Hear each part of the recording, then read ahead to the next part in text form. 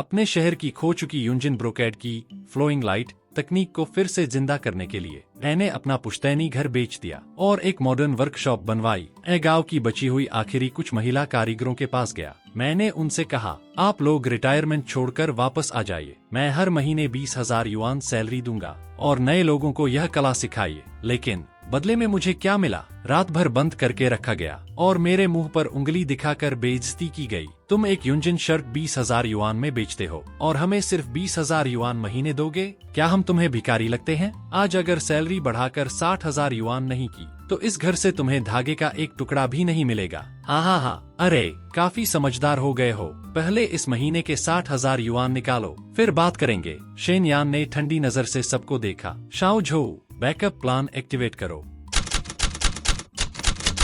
हाँ, चलो देखते हैं अब क्या करता है। अचानक माहौल बदल गया। शेनयान, इतने लोगों को लेकर क्या करने वाले हो? मारोगे हमें? शेनयान की आवाज बर्फ जैसी ठंडी थी। तुम लोगों को सच में लगता है मैं तुम्हारी मेहनत का पैसा खा रहा हूँ? तुम्हें पता भी है यूजिन ब्रोकेड का एक असली पीस 3,80,000 युआन तक बिकता है और अगर मैं फ्लोइंग लाइट की असली तकनीक वापस नहीं ला पाया तो सब खत्म हो जाएगा। तुम लोगों के पास सिर्फ अधूरी कला बची है। सातवीं बुआ, आप शुरुआत कर सकती हैं लेकिन खत्म नहीं कर सकती। तीसरी बुआ, आप डिजाइन पूरी कर सकती हैं लेकिन रंगों का मेल नहीं बैठा सकती। पांचवी बुआ, आप रंग मिला सकती हैं लेकिन बेस नहीं बना सकती।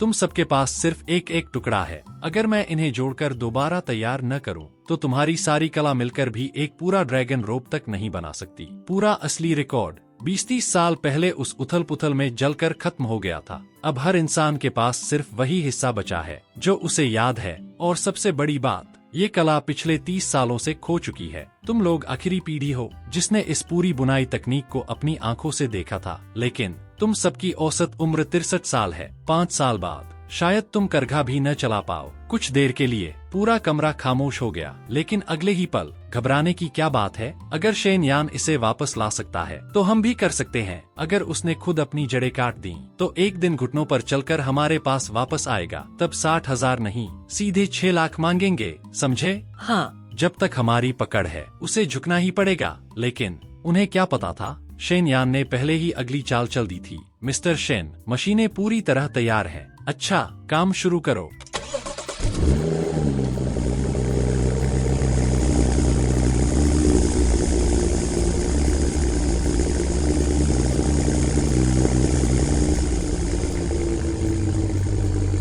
एक बच्चा भागते हुए गिर पड़ा। उसका आगे का दांत टूट गया। अरे, छोटा बंदर गिर गया। अब नए साल पर टॉफी कैसे खाएगा? हाँ, इतनी मीठी चीजें खाओगे तो दांत तो टूटेंगे ही। शेन यान ने गहरी सांस ली। उसकी आंखों में फैसला साफ दिखाई दे रहा था। तोड़ना शुरू करो। सभी टीम्स ध्यान दें। ऑपरेशन शुरू करो।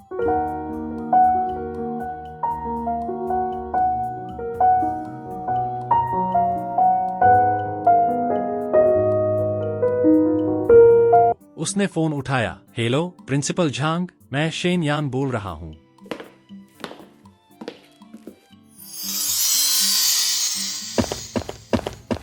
मिस्टर शेन, आप पहुंच गए? रास्ता ढूंढने में दिक्कत तो नहीं हुई? ये गली थोड़ी मुश्किल है। प्रिंसिपल झांग, अगर आपको परेशानी न हो, क्या मैं बच्चों की क्लासरूम देख सकता हूँ? बिल्कुल, लेकिन यहाँ की हालत ज्यादा अच्छी नहीं है। कृपया हंसिएगा मत। इधर आइए। सीढ़ियों से संभलकर। तीसरी सीढ़ी थोड़ी ढीली है। चलते चलते।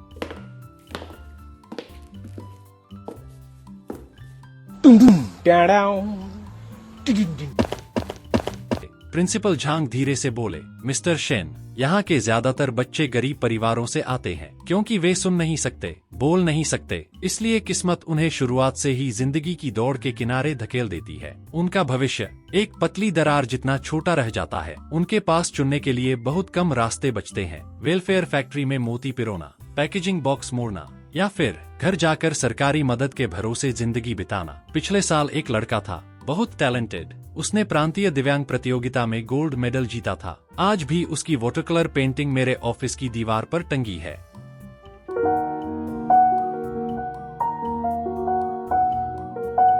लेकिन आखिर में उसे कार्डबोर्ड फैक्ट्री में टेप चिपकाने का काम करना पड़ा। 1,200 महीने की नौकरी।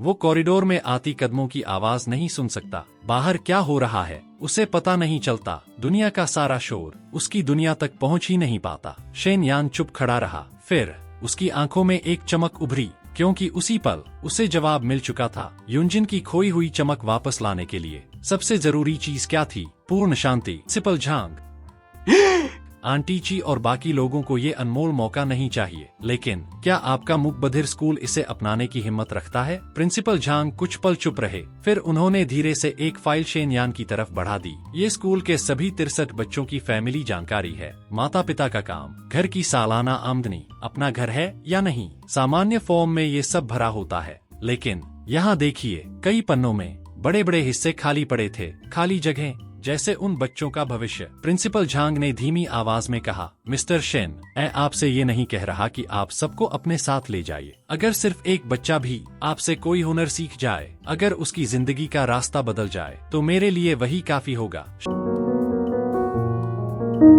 शेन यान चुप खड़ा रहा कुछ सेकंड, बस खामोशी। फिर प्रिंसिपल झांग, मैं आपको जवाब कल दूंगा।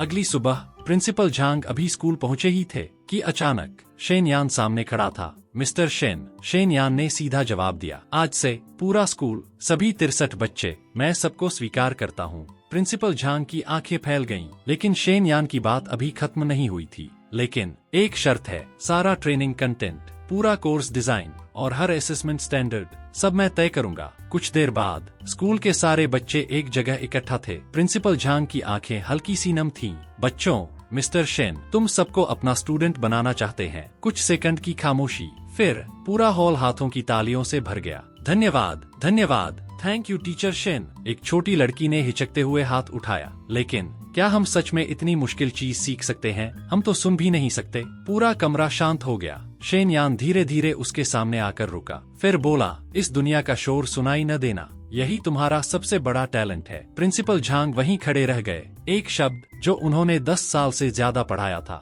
लेकिन कभी इन बच्चों के लिए इस्तेमाल नहीं किया था। टैलेंट। ये बच्चे बेचारे नहीं थे, अधूरे नहीं थे, इनके पास एक खास हुनर था। शेन यान मुड़ा। शाओ झो, डिजाइन टीम को खबर कर दो, इंजीनियरिंग टीम भी, कल सुबह तक सब तैयार चाहिए। जी।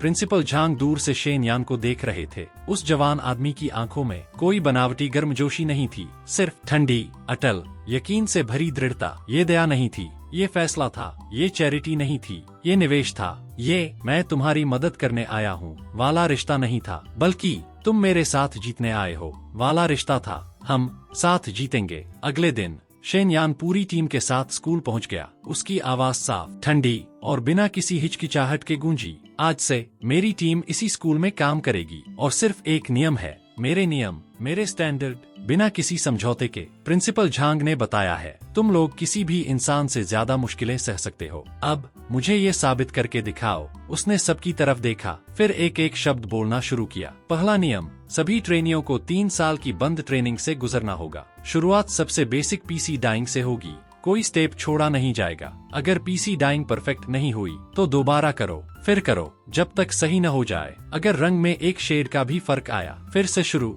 चाहे 100 बार क्यों न करना पड़े। कमरे में सन्नाटा था। शेन यान की आवाज और ठंडी हो गई। दूसरा नियम, पूरा मैन्युफैक्चरिंग प्रोसेस वीडियो रिकॉर्ड होगा और मैंने जो इलेक्ट्रोमैकेनिकल सेंसर लगाए हैं, वे हाथों की ताकत का डेटा रिकॉर्ड करेंगे। मैं एक डिजिटल प्रोसेस डेटाबेस बनाऊंगा। ये भरोसा न करने की वजह से नहीं, ये तुम्हारी कला को टेक्नोलॉजी की मदद से दोहरी सुरक्षा देने के लिए है। तीसरा नियम, ग्रेजुएशन के बाद कम से कम 5 साल का एक्सक्लूसिव कॉन्ट्रैक्ट साइन करना होगा। सालाना सैलरी 2 लाख युआन से शुरू होगी, ऊपर की कोई सीमा नहीं। कुछ बच्चों की आंखें चमक उठीं, लेकिन अगले ही पल शेन यान की आवाज फिर गूंजी, लेकिन 5 साल तक कोई प्राइवेट काम नहीं करेगा, कोई चोरी छिपे स्किल नहीं सिखाएगा। अगर पकड़े गए तो हमेशा के लिए बाहर, और कानूनी कार्रवाई भी होगी। मैं दुनिया का सबसे बड़ा लग्जरी ब्रांड बनाना चाहता हूँ और वहाँ नकल के लिए कोई जगह नहीं होगी। शेन यान कुछ पल चुप रहा, जैसे पुराने घाव फिर जाग गए हों। पहले मैं बहुत भोला था, मुझे लगता था रिश्ते भरोसा बन सकते हैं, खून का रिश्ता लालच को बांध सकता है, लेकिन अब समझ आया है, फायदे के सामने सबसे सस्ती चीज क्या होती है? इंसानी भरोसा। उसने सबकी आंखों में देखा। इसलिए लोग बदलने का इंतजार करने से बेहतर है शुरुआत में ही नियम साफ कर दिए जाएं। अगर किसी को बुरा लग रहा हो, अगर किसी को ब्रांड का प्रीमियम देखकर अकेले काम करने का सपना हो, तो अभी बोल दो, मेरी गाड़ियां बाहर खड़ी हैं, गेट खुला है, रास्ता खुला है। लेकिन शेनयान की आवाज बर्फ जैसी ठंडी हो गई। एक बार एग्रीमेंट साइन कर दिया तो नियम तोड़ने वालों के लिए मैं शेनयान किताब का पन्ना पलटने से भी तेज अपना फैसला बदल सकता हूँ।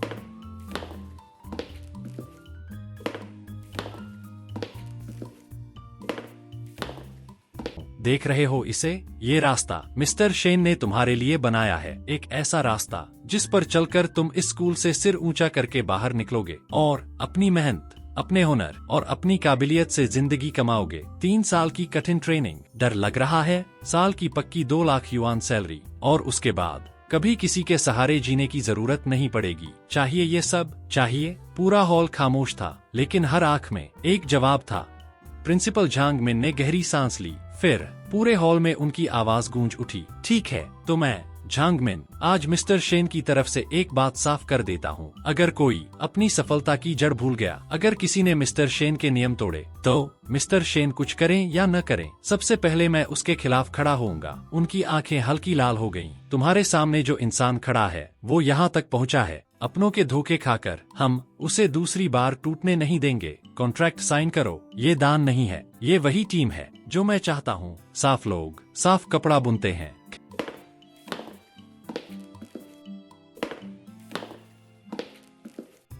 अगली सुबह 6:40 कैंटीन खुल चुकी थी। शेनयान सबके सामने खड़ा था। पहले तुम लोगों ने पूछा था, अगर सुन नहीं सकते तो क्या सच में सीख सकते हैं? आज मैं उसका जवाब दोबारा दूंगा। इस दुनिया का शोर सुनाई न देना, यही तुम्हारा सबसे बड़ा टैलेंट है। युनजिन लियू गुआंग सिर्फ आंखों और हाथों से नहीं बनती, उसे चाहिए एक ऐसा दिल जो किसी बेचैनी से न हिले, और तुम लोग उस दिल के साथ पैदा हुए हो। 6:40 पर नाश्ता खुलता है, लेट मत होना। प्रिंसिपल झांग खिड़की के पास खड़े थे, धीरे से मुस्कुराए। आज इस स्कूल में मेरा 14वां साल है, लेकिन पहली बार मैंने देखा सारे बच्चे समय पर आए। किसी ने छुट्टी नहीं मांगी, किसी ने शिकायत नहीं की, यहाँ तक कि पहली क्लास की वो छोटी लड़की भी जिसका आगे का दांत टूट गया था, उसकी उंगलियां लाल हो चुकी थीं, लेकिन उसने अपना प्रैक्टिस बोर्ड नीचे नहीं रखा। उधर शाओ झोउ तेजी से रिपोर्ट लेकर अंदर आया। मिस्टर शेन, 5 सप्लायर्स के कोटेशन आ गए हैं। ट्रेनिंग मटेरियल का बजट हमारे अनुमान से 12% कम निकला, और 3 सप्लायर्स ने ये सुनकर कि हम मुकबधिर स्कूल के साथ काम कर रहे हैं, खुद से डिस्काउंट ऑफर किया है। शेनयान ने बिना समय गवाए जवाब दिया, जिन्होंने डिस्काउंट दिया उन्हें कॉन्ट्रैक्ट में प्राथमिकता दो, और जो पैसा बचेगा उसे पेरिस रिव्यू के लिए भेजे जाने वाले अगले सैंपल फैब्रिक बैच में लगाओ। क्वालिटी कंट्रोल में 20% और बढ़ाओ। जी। प्रिंसिपल झांग धीरे से मुस्कुरा दी।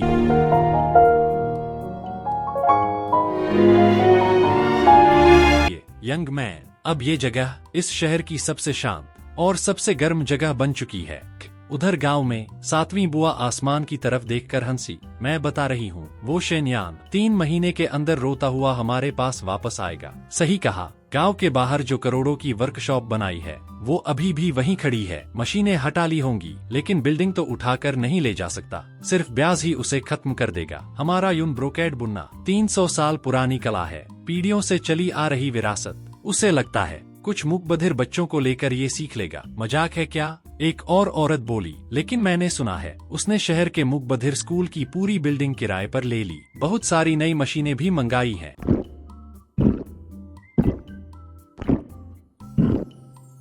मशीनें? अब मशीनें यून ब्रोकेड बुनेंगी? यून ब्रोकेड हाथों से बनती है, धागा धागा चुनना पड़ता है। मशीन के बने कपड़े और चिथड़ों में फर्क ही क्या है? देख लेना, 3 महीने के अंदर वो वापस आएगा और गिड़गिड़ाकर मदद मांगेगा। तभी एक आदमी हांफता हुआ दौड़ता आया। 7वीं बुआ, बुरा हो गया, मैं अभी शहर से आया हूँ। शेनयान ने मुकबधिर स्कूल में पब्लिक हाउसिंग यूनिट तक बनवा दी। क्या? और सुनो, उसने सिंघुआ यूनिवर्सिटी के आर्ट एंड डिजाइन प्रोफेसर्स बुलाए हैं, म्यूजियम के पुराने एक्सपर्ट्स और हाईटेक इंजीनियर्स की पूरी टीम। कुछ इलेक्ट्रोमैकेनिकल सेंसर वाला प्रोजेक्ट भी है, मेरे शहर वाले रिश्तेदार ने बताया। सब सच है। उन्होंने एक कॉन्ट्रैक्ट साइन किया है, नाम है युनजिन डिजिटाइजेशन प्रोजेक्ट, और पैसा सीधे प्रांतीय सांस्कृतिक फंड से आ रहा है। सातवीं बुआ का चेहरा जम गया। क्या वो मूक बधिर बच्चे सच में कर रहे हैं ये सब? पास में बंधा कुत्ता भौंकने लगा, भौं भौं। लेकिन इस बार किसी की हंसी नहीं निकली, क्योंकि पहली बार उन्हें महसूस हुआ शायद शेनयान सच में जीत सकता है। वो जितना ज्यादा हंगामा कर रहा है उतना ही साफ दिख रहा है उसे खुद पर भरोसा नहीं है। अगर उसे सच में यकीन होता तो क्या उसे इतने लोगों को बुलाने की जरूरत पड़ती? इतनी मदद, इतनी मशीनें, इतने एक्सपर्ट्स, ये सब क्या है? डर, अंदर का डर। सातवीं बुआ ने हंसते हुए चाय का कप रखा। मैंने पहले ही सब सोच लिया है। अगले महीने प्रांतीय राजधानी में सबसे बड़ा इंटेंजिबल कल्चरल हेरिटेज एग्जीबिशन लग रहा है। आयोजकों ने हमें सबसे बढ़िया जगह दी है, बिल्कुल एंट्रेंस के बीचों बीच। वहीं हम पुराने कारीगर अपनी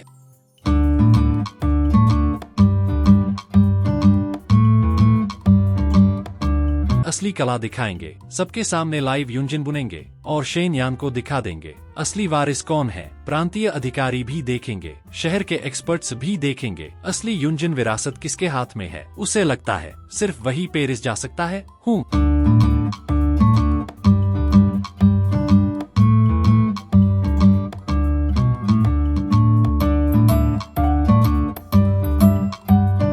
वहाँ हम भी पहुँचेंगे। अगले महीने पूरा शहर देखेगा असली उस्ताद कौन है। उधर शेनयान की लैब।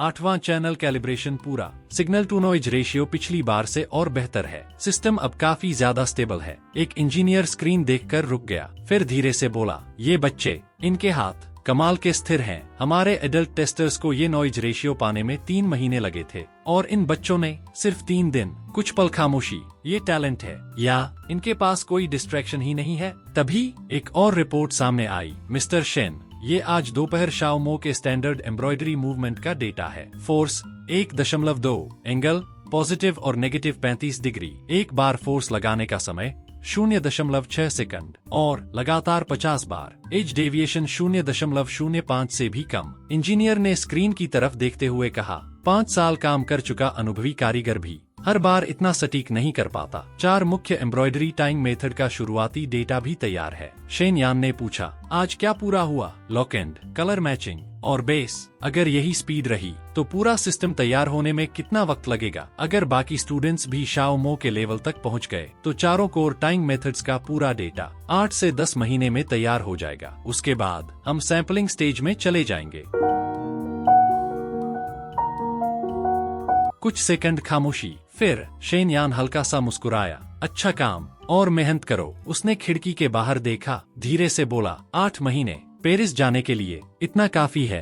प्रांतीय राजधानी, इंटेंजिबल कल्चरल हेरिटेज एग्जीबिशन, भीड़, कैमरे, शोर। एक लड़की युनजिन के कपड़े को देखकर रुक गई। युनजिन, जब मैं छोटी थी माँ बताया करती थी, इससे कभी सम्राटों के ड्रैगन रोब बनते थे। बहुत अद्भुत लगता था। आज पहली बार असली वाला देख रही हूँ। 7वीं बुआ गर्व से मुस्कुराई। तुम्हारी नजर अच्छी है। ये असली युनजिन एम्ब्रॉयडरी है। ड्रैगन और फीनिक्स, पूरा डिजाइन एक ही कपड़े में बुना जाता है, बीच में कहीं जोड़ नहीं। और ये देखो, ये सुनहरा धागा, असली गोल्ड ट्विस्ट। लेकिन तभी पास खड़ी एक लड़की ने कपड़ा हाथ में लिया, कुछ पल देखा, फिर धीरे से बोली, आंटी, ये सही नहीं है। पूरा स्टॉल शांत। क्या मतलब? युनजिन की पहचान, बांस के फूल जैसे पैटर्न, रंगों की परतें, मोर के पंख, किंगफिशर के पंख, सोने के धागों के बदलाव से बनती है। लेकिन आपने तो एक ही रंग से पूरा काम खत्म कर दिया। इसे पलटोगे तो कमी साफ दिखेगी। 7वीं बुआ का चेहरा बदल गया। ये सिंप्लीफाइड वर्जन है। आजकल सब लोग इनोवेशन की बात करते हैं। लड़की शांत थी। मैं 13 साल टेक्सटाइल फॉरेन ट्रेड में काम कर चुकी हूँ। मैं टोक्यो नेशनल म्यूजियम में असली युनजिन देख चुकी हूँ। वहाँ लाइटिंग तक कलर टेम्परेचर कंट्रोल करके रखी जाती है। ये जो आपने बनाया है और असली युनजिन, इनका फर्क सिर्फ इतना नहीं कि ये थोड़ा कम फाइन है।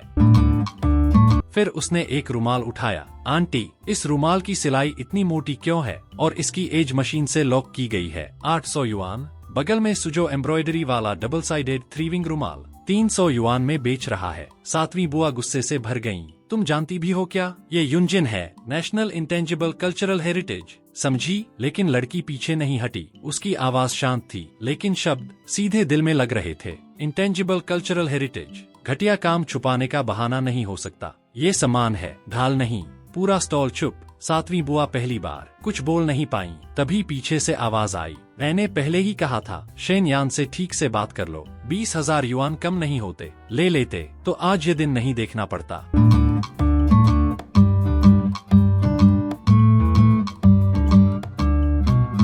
सातवीं बुआ ने मुंह फेर लिया। आजकल लोग बहुत बेचैन हो गए हैं, बस हाईटेक चीजें देखते हैं और खुश हो जाते हैं। चलो गांव वापस चलते हैं, कोई दूसरा रास्ता सोचेंगे। लेकिन तभी भीड़ के बीच किसी ने कहा, सुना क्या? किसी ने मिंग राजवंश के पुराने युनजिन डेटा को फिर से रिकवर कर लिया है। मैंने सबसे बेहतरीन नानजिंग ब्रोकेड सिर्फ एक बार देखा था, फॉरबिडन सिटी में रखा सम्राट वानली का ड्रैगन रोब।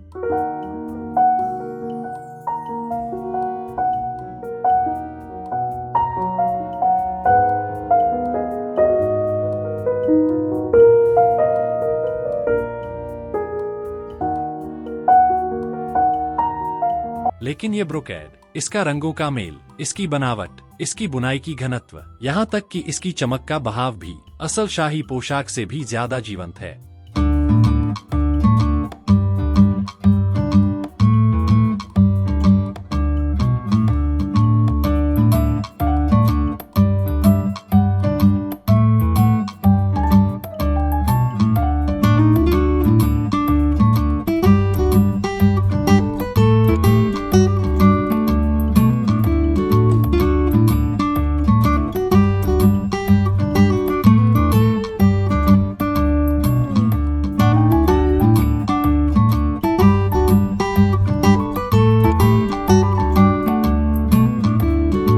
मिस्टर शेन, आपकी टीम ने सिर्फ किसी पुरानी याद को दोबारा नहीं बनाया, आप लोगों ने एक मर चुकी याद को फिर से जिंदा कर दिया। और सिर्फ जिंदा ही नहीं, उसे और भी आगे विकसित कर दिया। पैलेस म्यूजियम इस ब्रोकेड को अपने कलेक्शन में शामिल करना चाहता है।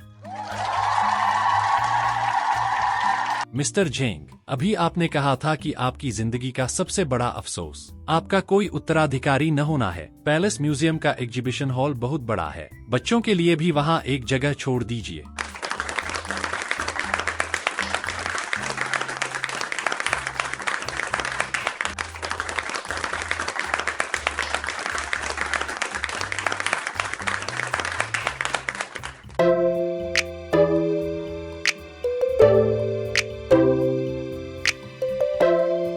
रुको, अभी अभी मिस्टर शेन बाहर आए हैं। ये ऑनलाइन ट्रेंडिंग में नंबर 7 पर पहुंच चुका है और अभी भी ऊपर जा रहा है। पूरा इंटरनेट आपके बारे में बात कर रहा है।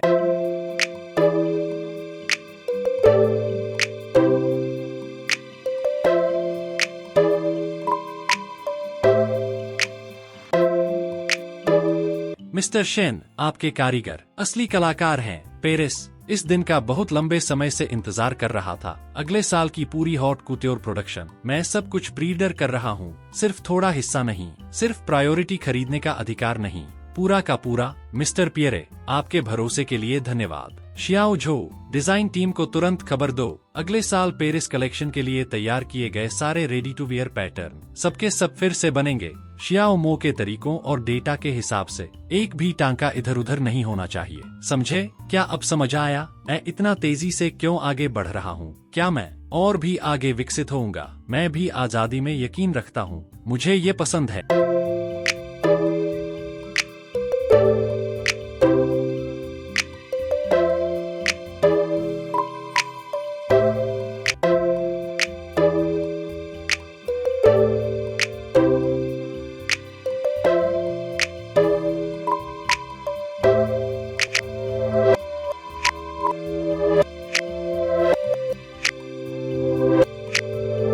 प्रेसिडेंट शेन अभी पूरे इंटरनेट का नंबर 1 ट्रेंड बन चुके हैं। पैलेस म्यूजियम द्वारा बहरे और गूंगे कारीगरों के बनाए ब्रोकेड को कलेक्ट करना नंबर 3 पर ट्रेंड कर रहा है। अलीबाबा की हॉट कुट्योर डील सब कुछ कवर करने वाली है। लियू गुआंगमिंग की साल भर की प्रोडक्शन सिर्फ 2 पीस, और बीच में एक और फंसा हुआ है। एक टॉप सेलिब्रिटी के बड़े स्कैंडल की खबर नंबर 2 पर है। हमने डबल किल कर दिया। चलो वापस स्कूल चलते हैं।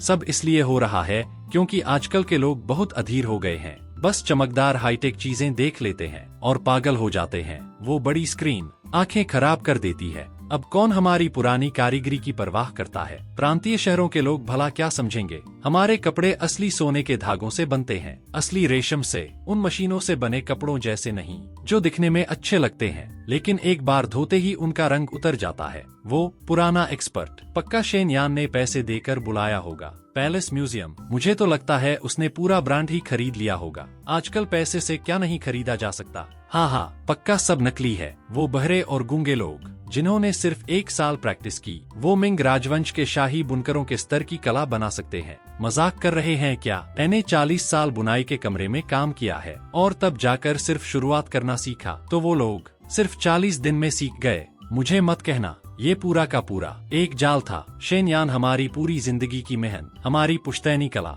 सिर्फ 20,000 युआन में खरीदना चाहता था और फिर उसी चीज को 200 युआन प्रति मीटर के हिसाब से बेचकर पैसा कमाना चाहता है। फिर उसमें और किसी दलाल में फर्क ही क्या रह गया? अगर शेन यान उन बहरे और गूंगे लोगों के साथ मिलकर कामयाब हो सकता है तो हम क्यों नहीं? हम जो इस कला के असली वारिस हैं, क्या हम उनसे कम हैं? जो लोग बहरे और गूंगे स्कूल से निकलकर आए वो अखबारों की हेडलाइन बन सकते हैं, लेकिन हम जिन्होंने 50-60 साल इस हुनर को जिया है, हमें लोग नकली बोल रहे हैं। दुनिया में ऐसा कौन सा इंसाफ है? अगर वो पेरिस फैशन वीक जा सकता है तो हम भी जाएंगे। हम सब अपना पैसा मिलाएंगे, सबसे अच्छे लोगों को साथ लाएंगे और अपने सारे स्टॉक को रेडी टू वियर कपड़ों में बदल देंगे। हम भी फैशन शो करेंगे। अगर शेन यान पैसे से रास्ता खरीद सकता है तो हम भी खरीद सकते हैं। सातवीं बहन सही कह रही है, हम सब पैसा मिलाकर अपना खुद का शो करेंगे। किसने कहा पुरानी कला सिर्फ भूखे रहने के लिए होती है? हम भी पेरिस जाएंगे और शेन यान को दिखा देंगे असली खिलाड़ी कौन है। हम भी टीवी पर आएंगे, फिर देखेंगे ज्यादा चमक किसमें है। ये रहे मेरे सीने के नीचे छुपा कर रखे 50,000 युआन जो मैंने अपने अंतिम संस्कार के लिए बचा कर रखे थे, सब निकाल लाया हूँ। बूढ़े आदमी ने मेरे लिए 28,000 छोड़े थे। बचत खाते के पैसों को जोड़कर कुल 40,000 बने। 30,000 मैंने अपनी शादीशुदा बेटी से उधार लिए। उसने कुछ नहीं कहा, बस इतना बोली, ध्यान रखना ये मेरी पूरी जिंदगी की कमाई है जो मैंने अपने अंतिम समय के लिए बचा कर रखी थी। 80,000 युआन। मैं सबसे आगे चलूंगा। हम पेरिस फैशन वीक जाएंगे और शेन यान को दिखाएंगे कि हम किस मिट्टी के बने हैं। शेन यान हाई एंड ब्रोकेड बनाता है, हम भी बनाएंगे। सबसे बेहतरीन कपड़ा काटेंगे, सूट बनाएंगे, ड्रेस बनाएंगे, शॉर्ट जैकेट बनाएंगे। जो लोग हमें नीचा समझते हैं उन्हें दिखा देंगे असली हुनर किसे कहते हैं। भविष्य के लिए और भी उम्मीदें क्या?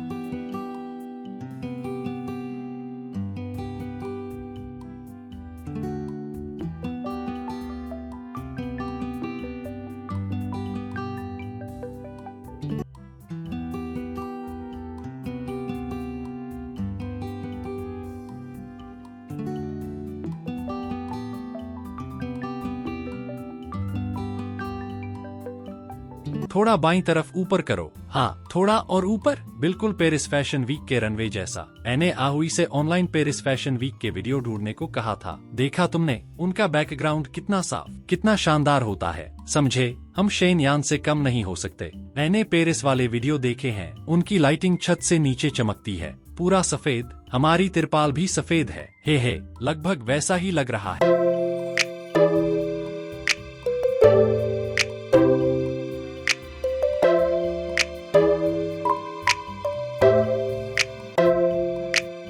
ये फोटो वाला पोस्टर थोड़ा टेढ़ा लग रहा है, क्या इसे फिर से सेट करूं? नहीं, ऐसा ही रहने दो। ये अमूर्त सांस्कृतिक विरासत है और विरासत सजावट से नहीं, हुनर से पहचानी जाती है। जब तक अच्छा दिख रहा है बस वही काफी है। उन्हें क्या पता, यून ब्रोकेड के डिजाइन ताना बाना जोड़कर एक ही कपड़े में बुने जाते हैं। जिस पल इसे काटा जाता है उसी पल वो बर्बाद हो जाता है। 30 साल पहले आए उस बदलाव ने पूरा पैटर्न रिकॉर्ड जला दिया था और साथ ही ये सबसे जरूरी रहस्य भी खत्म कर दिया था। मैं हमेशा मानता था यून ब्रोकेड को काटा नहीं जा सकता, वो पुराना नियम था। लेकिन आज हर कोई इनोवेशन की बात करता है, नई संरचना की बात करता है। शेन यान की टीम कंप्यूटर मॉडलिंग करती है और उसे इनोवेशन कहा जाता है। हम एक कपड़ा काट दें तो लोग उसे बर्बादी बोलते हैं। पेपर पैटर्न देखकर काटना ये चर्चा के लायक भी नहीं। समय बदल चुका है।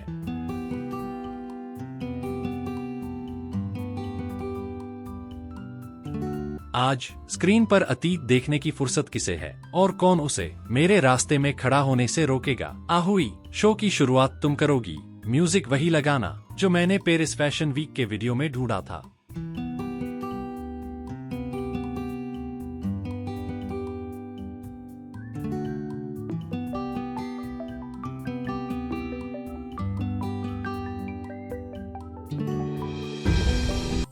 ये कपड़ा क्या है? आधी बाजू सजाई हुई है और आधी सिली हुई। क्या वो गिर गई थी फिर ऐसे ही काट दिया? आंटी, मुझे यून ब्रोकेड की ज्यादा समझ नहीं है, लेकिन इतना समझ आ रहा है, इतना अच्छा कपड़ा खराब करना अफसोस की बात है।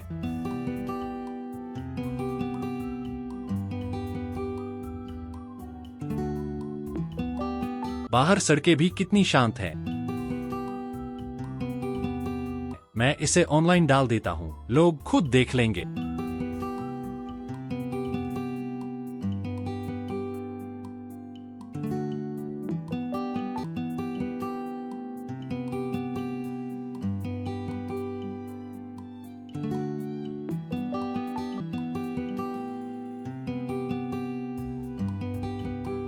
आंटी, आप चाहती हैं मैं वो शो वाला वीडियो ऑनलाइन ढूंढूं? रुको, ये ट्रेंड कर रहा है, ट्रेंड में आ गया। बहुत बढ़िया, हम मशहूर हो गए। जल्दी कमेंट पढ़ो, देखते हैं शहर वाले लोग हमारी कितनी तारीफ कर रहे हैं। ये तुम लोग क्या कर रहे हो? साथ में ढेर सारे फेसपाम इमोजी लगे हुए थे। फेसपाम इमोजी का मतलब लोग हमारे शो की तारीफ कर रहे हैं कि ये मजेदार है ना। और ये देखो, यून ब्रोकेड के बारे में मुझे कुछ नहीं पता, लेकिन क्या तुम लोगों ने इस पर बस रंग फेंक दिए हैं? इस वाले पर 8000 लाइक्स हैं और ये देखो, इन लोगों में सच में हिम्मत है। और उससे भी बड़ी बात, कुछ लोग सच में ये पहनने की हिम्मत भी कर रहे हैं। इस पोस्ट पर तो 10,000 लाइक्स आ चुके हैं। रेट्रो कहाँ है? क्या ये वही रेट्रो है जो पुराने टाउनशिप एंटरप्राइज ब्यूरो के सांस्कृतिक कार्यक्रमों में दिखता था? उन्हें क्या पता, अनपढ़ लोगों का झुंड है सब। यून ब्रोकेड का रंग ऐसा ही होता है, इसे कहते हैं पुरानी कला, पुरानी तकनीक। समझे? मेरी बेटी ने जो दहेज के पैसे उधार दिए थे, मैंने सब इसमें लगा दिए। अब मैं क्या करूँ?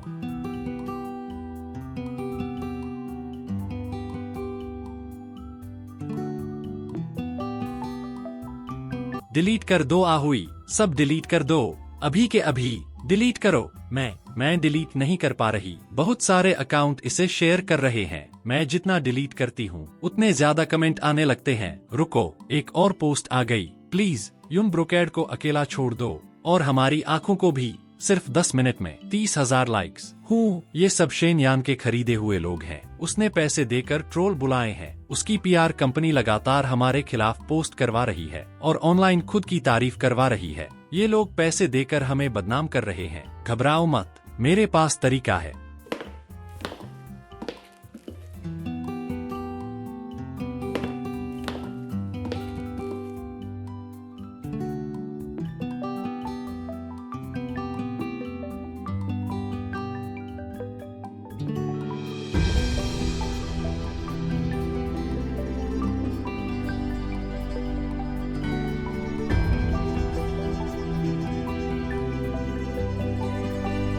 मिस्टर लियो, जो शहर में कपड़े की दुकान चलाते हैं, उन्होंने कह दिया है वो अब हमारा कपड़ा नहीं खरीदेंगे। उन्होंने कहा मार्केट में शेन यान के यहाँ से आने वाला मशीन से बुना कपड़ा भर चुका है, सिर्फ 280 युआन प्रति मीटर। डिजाइन वही, रंग वही जो फॉरबिडन सिटी वाले ड्रैगन रोब में है, बिल्कुल वही, और साथ में क्वालिटी सर्टिफिकेट भी। लेकिन मेरा ड्रैगन एंड फिनिक्स ऑस्पिशियस कपड़ा ऐसा कैसे हो सकता है? सिर्फ सोने के धागे में ही मेरे 28,000 युआन लग गए थे। मान लो उसने नकली सोने का धागा इस्तेमाल किया हो, तब भी ऐसा कपड़ा बनाना नामुमकिन है जब तक वो एक साथ हजारों मीटर कपड़ा न बुन रहा हो और फिर उसका खर्च हर मीटर में बांट रहा हो। लेकिन इतने 1000 मीटर कपड़ा खरीदेगा कौन? वो खरीद सकते हैं। बॉस लियो ने बताया शेन यान ने बुनाई का पूरा डेटा डिजिटाइज कर दिया है। शियाओ मो और बाकी लोगों ने धागा उठाने का तरीका, हाथ की ताकत, बुनाई का एंगल, सब कुछ सीएनसी प्रोग्राम में बदल दिया है। एक मशीन दिन भर में 30 मीटर कपड़ा बुन सकती है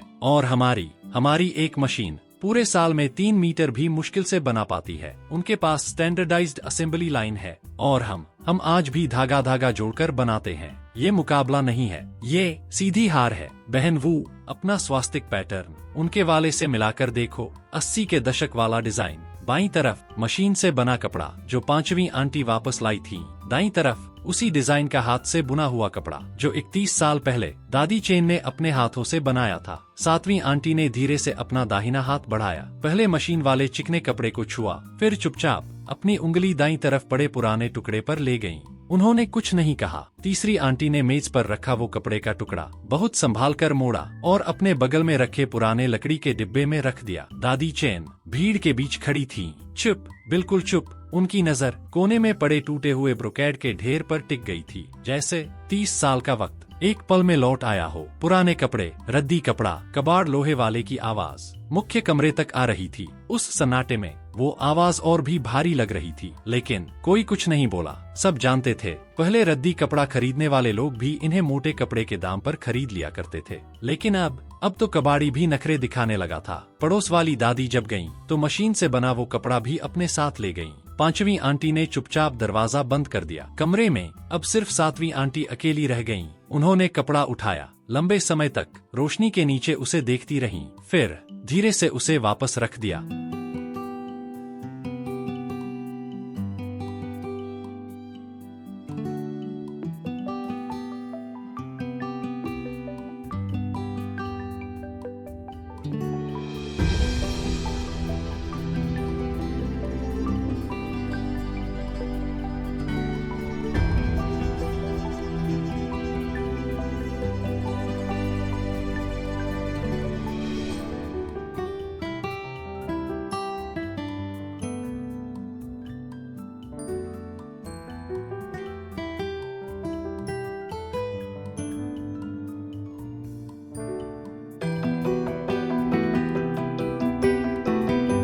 मास्टर देखिए आप कितने कमाल के हैं। मैंने 8 साल सीखा, तब जाकर ये घनत्व समझ पाया, और आपने सिर्फ 4 साल में बना दिया। ये कपड़ा इतना शानदार है कि इससे महारानी का गाउन बन सकता है।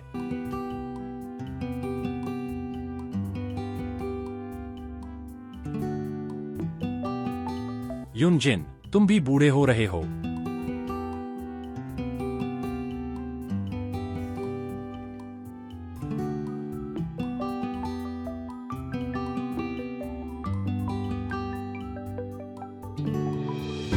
हाँ, खबर देखी तुमने? शेनयान की कंपनी, लियू गुआंग की कंपनी पिछले महीने 5 बिलियन की वैल्यूएशन पार कर गई। 5 बिलियन। वो छोटा गूंगा लड़का जो बहरे और गूंगे स्कूल से था, आज साल का 10 लाख कमा रहा है। और मेरी माँ ने 50 साल युनजिन बनाया। 50 साल, और आज इलाज करवाने के लिए भी उन्हें मुझसे पैसे मांगने पड़ रहे हैं। ये कैसा इंसाफ है? कौन था वो जो पूरे भरोसे से कह रहा था शेनयान 3 महीने के अंदर वापस आएगी और हमसे मदद मांगेगी? आज वो पेरिस फैशन वीक के कवर पर है, वोग मैगजीन पर है, और हमने क्या किया? हम तो बस मजाक वाले शॉर्ट वीडियो में बदल कर रह गए। मेरा बेटा, स्कूल में उसका मजाक बनाया गया क्योंकि उसने युनजिन वाला आई मास्क पहना था। वो पूरी रात रोता रहा। सब लोग उसका मजाक उड़ा रहे थे, सिवाय तीसरी आंटी के। वो बस कुएं के पास चुपचाप बैठी थी। मैं बिना कुछ बोले सीधे सातवीं आंटी के घर गया जवाब मांगने। 6 लाख युआन छोटी रकम नहीं होती। ये सिर्फ मेरे घर का पैसा नहीं था, यहाँ मौजूद हर इंसान का पैसा लगा था।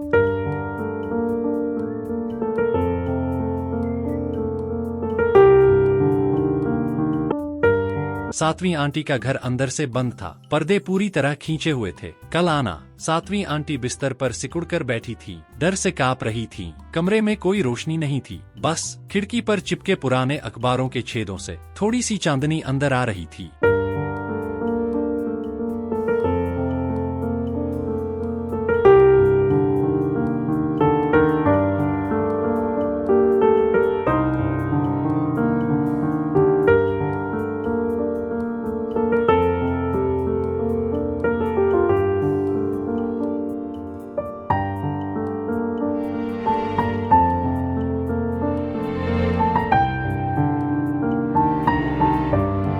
सातवीं आंटी फफूंदी लगे कपड़े के टुकड़ों को एक एक करके मोड़ रही थीं, जैसे वो कपड़ों से विदा ले रही हो। फिर उन्होंने बिस्तर के नीचे से एक बैग निकाला, कैंची से उसकी जिप काटी और उसके अंदर से अमूर्त सांस्कृतिक विरासत प्रदर्शनी से लौटने के बाद बनाया गया बैनर निकाला।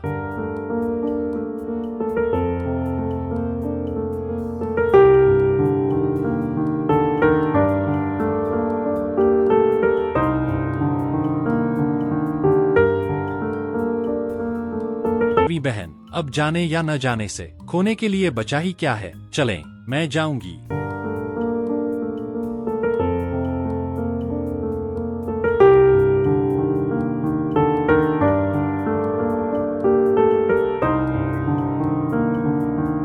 सिर्फ मेरा ड्रैगन एंड फीनिक्स शुभ संकेत वाला कपड़ा ही 50,000 युआन से ऊपर का पड़ा है। अगर नहीं गई तो वो बस डिब्बे में सड़ जाएगा। मैं अभी जाऊंगी। हम्मा।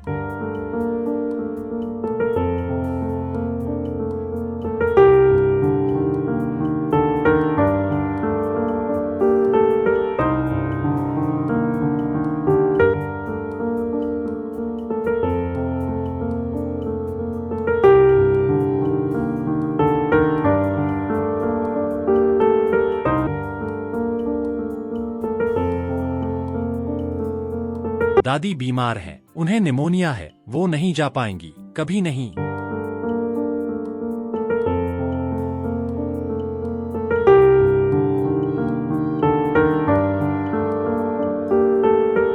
$120 प्रति इंसान। शहर में घुसने का किराया। सामान पीछे रखो। पीछे 4 से ज्यादा गठरियां हैं। जहाँ जगह बची है वो आगे बैठ जाए। धीरे से रखो।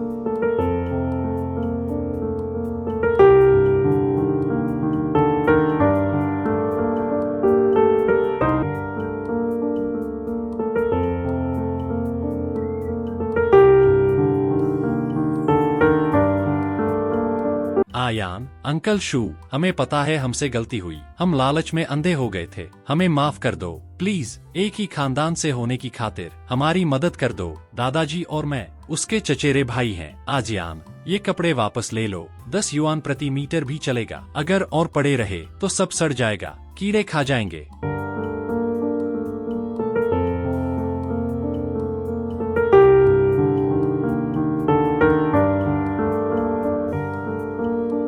प्रेसिडेंट शेन, इस बार आपकी पब्लिक ओपिनियन रिपोर्ट बहुत तेजी से ऊपर जा रही है। देखिए, ऑफिस बिल्डिंग के नीचे बुजुर्ग लोगों का एक समूह आया है। वो खुद को आपके गांव के बड़े बुजुर्ग बता रहे हैं। कह रहे हैं उन्हें आपसे बहुत जरूरी बात करनी है। हमने उन्हें समझाने की बहुत कोशिश की, लेकिन वो जाने को तैयार नहीं है। जिद पकड़कर वहीं बैठ गए हैं। अभी तक करीब 20 लोग जमा हो चुके हैं। जो बुजुर्ग महिला सबसे आगे हैं, वो लगातार चिल्ला रही हैं। मैंने इसे बचपन से बड़ा होते देखा है। ये अपनी जड़ों को नहीं भूल सकती। कई मीडिया चैनल भी पहुंच चुके हैं। बड़े कैमरे, छोटे कैमरे, हर तरफ रिकॉर्डिंग चल रही है। 3-4 लाइव स्ट्रीमर भी लाइव जा चुके हैं। हॉट सर्च पहले ही टॉप 5 में पहुंच चुका है और अभी भी ऊपर जा रहा है। लाइव कैमरा आपकी तरफ घूमा हुआ है। कमेंट सेक्शन भर चुका है। क्या हमें तुरंत public opinion emergency plan active कर देना चाहिए? नहीं, उन्हें बैठे रहने दो। लीगल डिपार्टमेंट को खबर करो। ब्रांड डिपार्टमेंट को भी। 5 मिनट बाद नीचे वाले स्क्वायर में प्रेस कॉन्फ्रेंस होगी। सारा मीडिया आ चुका है ना? अच्छा है, वेन्यू का खर्च बच जाएगा।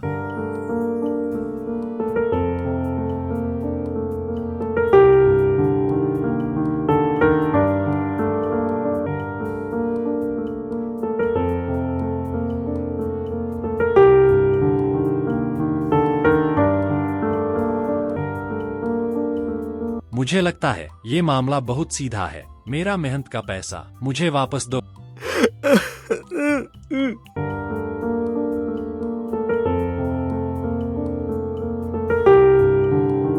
आयान, 7वीं आंटी मानती है हमसे गलती हुई। हम बूढ़े हो गए थे। हमें समझ नहीं आया कि तुमने ये वर्कशॉप बनाने में इतना पैसा लगा दिया था। प्लीज एक ही खानदान से होने की खातिर हमारी मदद कर दो। देखो, इस कपड़े की मोटाई महसूस करो। इसे वापस रख लो, चाहे इस्तेमाल मत करना। पोछा बनाने के काम ही आ जाएगा। शेनयान आ गई। आज मैं इन्हें और इंटरनेट पर इस मामले को देखने वाले हर इंसान को एक आधिकारिक जवाब देना चाहती हूँ। मैं ये नहीं लूंगी, ले नहीं सकती और लेने के लायक भी नहीं हूँ।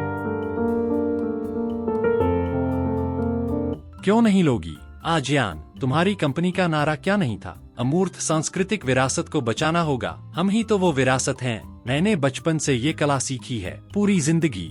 मैंने सिर्फ यही काम किया है। अगर अमूर्त विरासत को बचाना है तो हमें बचाना होगा। तुम बस खड़े होकर हमें मरते हुए नहीं देख सकती। 2 साल पहले जब मैंने अपने पुश्तैनी घर की सारी जमा पूंजी बेचकर अपने गांव में पहली वर्कशॉप बनाई थी, तब सच में मेरे पास एक सपना था। मैं इस कला को नई जिंदगी देना चाहता था। उस समय मैं दिन में 4 घंटे भी नहीं सोता था। खुद को तोड़कर रख दिया था। शरीर घिस गया, पैसा खत्म हो गया, जो था सब लगा दिया, सिर्फ इसलिए ताकि वर्कशॉप बनने के बाद आप सबको वापस बुला सकूं, एक एक कदम सिखा सकूं, आपके बुढ़ापे का सहारा बन सकूं और आपकी कला अगली पीढ़ी तक पहुंचा सकूं। लेकिन जिस दिन आपने मेरे सबसे करीबी दोस्त को बांध दिया था, मेरा रास्ता रोका था, मेरे दरवाजे पर खड़े होकर मुझे बेदिल कहा था, मुझे खून चूसने वाला कहा था, उस दिन क्या किसी ने पुनर्जन्म के बारे में सोचा था? जब आपने दाम बढ़ाए, बैठकर इंतजार किया और मुझे मजबूरी के कोने में धकेल दिया, तब आप किसके बारे में सोच रहे थे? इस कला के बारे में या अपने बुढ़ापे की जमा पूंजी के बारे में? अगर आप में से सिर्फ एक इंसान भी उस दिन सच के लिए खड़ा हो जाता, अगर सिर्फ एक इंसान भी मेरे लिए इंसाफ की बात कह देता,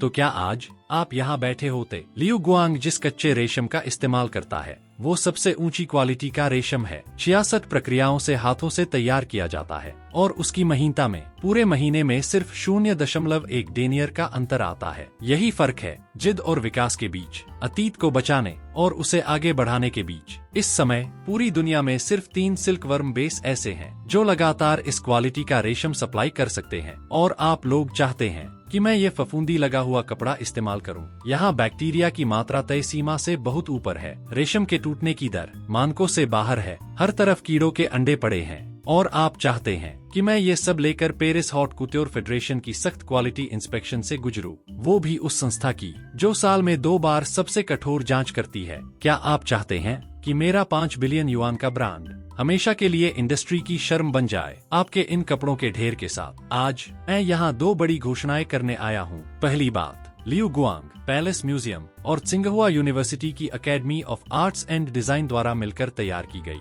समकालीन चीनी यूनजिन ग्रेडिंग स्टैंडर्ड व्हाइट पेपर आज आधिकारिक रूप से जारी की जाती है। आज के बाद जो भी टेक्सटाइल खुद को यूनजिन तकनीक से बना हुआ बताएगा, उसे इसी मानक के अनुसार ग्रेड और सर्टिफाई किया जाएगा। अब से क्या एक उत्कृष्ट कृति है और क्या सिर्फ एक साधारण बाजार का सामान? उसका फैसला भावनाओं से नहीं होगा, एक पूरा वैज्ञानिक और डिजिटल मूल्यांकन सिस्टम फैसला करेगा, जहां क्वालिटी तय करेगी असली कीमत, डेटा खुद बोलेगा, कारीगरी खुद बोलेगी और भावनाएं अब बिकना बंद होंगी। दूसरी बात, उस याद के सच्चे पुनर्जन्म की याद में मैं एक फैसला ले चुका हूँ। मैं पहले बहरे और गूंगे लड़के शियाओ मो के नाम पर मो चैरिटेबल ट्रस्ट फंड स्थापित कर रहा हूँ, उस बच्चे के नाम पर जिसने पहली बार पूरी तरह यूनजिन कला को जीवित करने में अपनी जिंदगी लगा दी। शुरुआत में यह फंड विकसित क्षेत्रों में रहने वाले दिव्यांग बच्चों की अमूर्त सांस्कृतिक विरासत, कौशल शिक्षा और रोजगार सुरक्षा पर निवेश करेगा। अगले साल से लियू गुआंग देश के अलग अलग प्रांतों में साझेदारी वर्कशॉप चुनेगा और सबसे पहले दूरदराज इलाकों में ट्रेनिंग बेस बनाए जाएंगे। इस फंड के तहत पूरी सोशल सिक्योरिटी मिलेगी, हाउसिंग फंड मिलेगा और कमाई की कोई सीमा नहीं होगी। वो हमारा शियाओ मो था। हम कुछ लोग और कुछ यादें वक्त के साथ सड़ जाती हैं, शायद उनके लिए वही सबसे सही अंत होता है, लेकिन कुछ यादें समय से हारती नहीं, वो फिर से जन्म लेती हैं।